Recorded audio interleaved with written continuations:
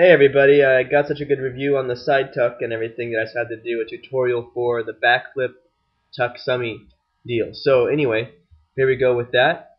Remember, this comes to you from movementconnections.com. Check it out if you can. As always, remember you want to warm up your joints. Make sure that you're nice and limber. Then, like I did last time, jump rope like that. It's easy, get stuff done. 3 minutes of this and you'll be ready to go. Then do some dynamic stretching, big arm circles, flapping the arms, open and close, different kinds of this stuff. I mean, the possibilities are endless with it, really. Then go ahead and go into kicking, eventually going into straight leg kicking, and in all directions. Just make sure you cover everything. That way, when we actually get into this, you'll be fine. Finally, do a little bit of slow stretching to kind of go to the isometric area. Yeah, so trunk twists and bends. Alright, here we go. So the prerequisites for this is a back handspring, both long and short. Don't worry, you don't have to have these things to do a back tuck or a back flip, whatever, but it's good to have them because it teaches you already how to jump and stretch your body out. Like I said before. Well, we're going to start from scratch now. So pretty much step one, you want to jump with the shoulders open, hips open, and make sure this is very explosive and you jump super, super high. So we're going to go through the ability for you to be able to do this, starting with your chest upright, swing the arms up, open the hips and the shoulders. Eventually this will go actually into a jump. Make sure you're bringing the arms behind the head. You can do this on the floor from a laying down position. Now we actually go into the jump itself, pushing everything up and jumping up as high as you can with a straight body. Stretching, stretching, stretching. Alright. You can see I'm pushing through my toes. I have my hips open, my shoulders open, everything's about that. You don't want to arch too much like that, okay? And you don't want to bend the legs to the top of it or keep the shoulders closed. That'll make it harder when we actually start doing the flip itself, so keep everything open. Step 2, backward roll. I'm going to drive those heels over the head. So you see me lifting the heels up first and then driving them back. Then I go into the roll out of it. You're going to push with your arms. This kind of helps you get into the idea of rolling over the top of your head.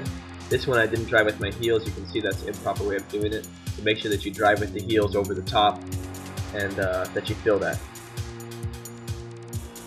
When you go into, pretty much the reason for the whole drive the heel thing is it just makes sure that you get your feet over the top of you. You can do it with your knees bent and bringing the knees up, but just try to avoid that. Step 3, kicking out of the landing. So just going to do a tuck jump and then kick your legs straight out underneath you so you can prepare for the landing. This is a very explosive movement and you got to do it fairly fast. So you're tucking in and back out, that way you can land faster.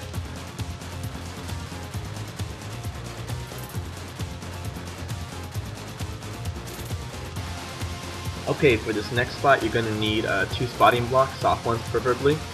And you're pretty much going to do a straight jump up and then land on your back on top of the blocks. Each time hoping for that heel drive up so you land flat in your back. Here you can see you're starting to do that back heel drive from your tuck. With this one you can see I don't bring my heels up properly, they're bent. Alright, we want to try and avoid that.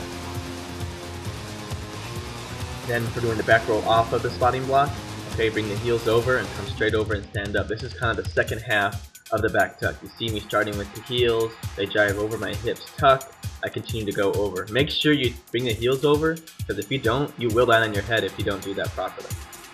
Step 5, adding it all up mostly. Then you can put the spotting block on its side. Think of all the different elements together, jumping up and driving the heels over.